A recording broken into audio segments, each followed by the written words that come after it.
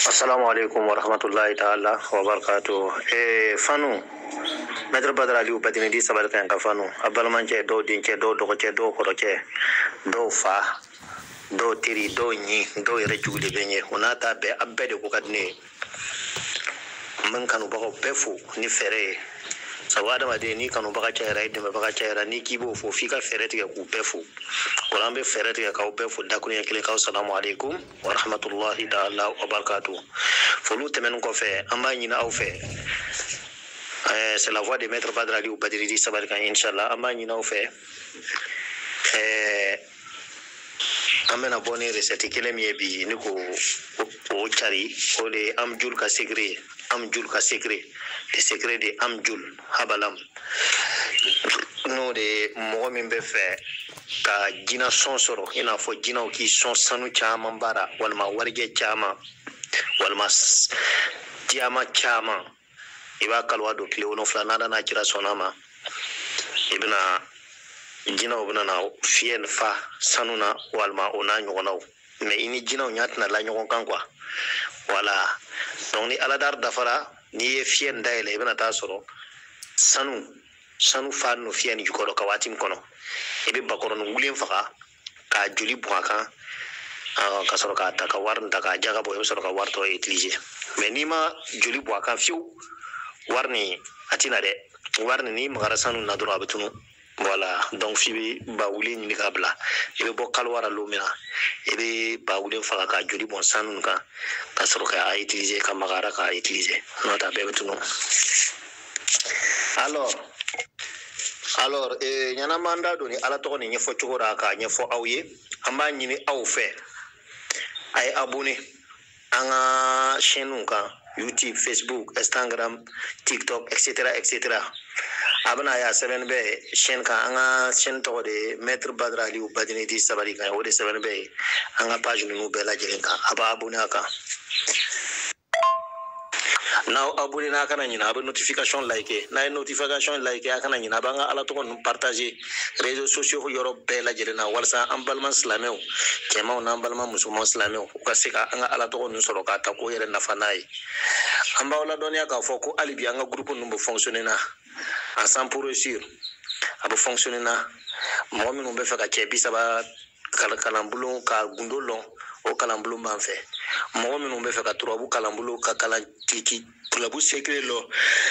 trobu kalambulo banfe mo mi be fa ka mutakimu don sirolo mutakimu kalambulo bambolo mo mi be fa ka dalailul khairati kala ka donganye dalailul khairati kalambulo bambolo mo mi be fa ka hamu gundo belon hamu gundo kala yoro bambolo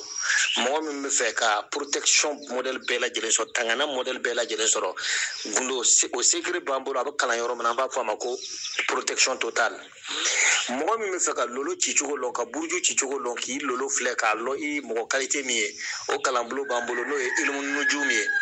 mo mi be fa ka asrari relo ala dari chugo nyuma nyanyuma kan o kalambulo bambolo no ensemble resire mo mi be fa ka siri ta ka donga sotana wele ka sotana bato ka sotana dari abi son na furo la bi ki kello ni kelaye ki ke jina muri ki ke kunu faya kunu ne nyatu ne nyele me be siri ta mo nyana ka donga sotana le bato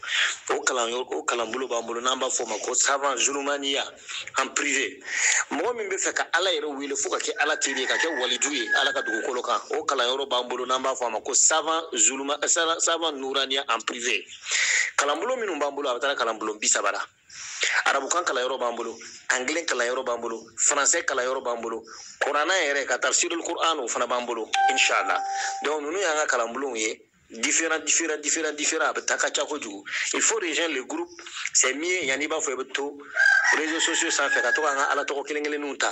bamba ka do anga kalambulo nun konna ibna ben na fasoro o yoro lay. Alors, il suffit seulement avoir la vidéo du corps, avoir un commentaire mimbla, avoir un numéro, WhatsApp numéro. Numéro nous te kaka en wili appel là de non c'est pas pour nous appeler numéro ne c'est uniquement abo do WhatsApp kono abo vocal bla ou bien abo message ke kabla no kera nan nana do kaka vocal nous amna aw répondre barab ke chugo mana amna nyefo awye ya basika ke chugo mana ka rejoindre a bɛ tɔgɔ sɛbɛn sɔngɔ sara a bɛ yɛlɛ an ka kalanbulon sanfɛ